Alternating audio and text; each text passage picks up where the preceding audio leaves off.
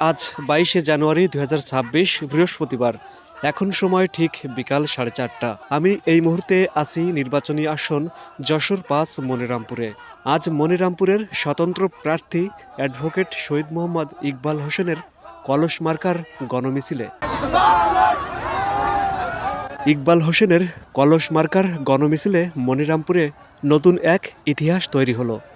নারী পুরুষ সবাই তাদের পছন্দের স্বতন্ত্র প্রার্থী ইকবাল হোসেনের কলস মার্কাকে আগামী 12ই ফেব্রুয়ারি আসন্ন ত্রয়োদশ সংসদ নির্বাচনে ব্যালটের মাধ্যমে ভোট দিয়ে জয়ী করতে বিশাল এ গণমিছিলে তাদের অংশগ্রহণ।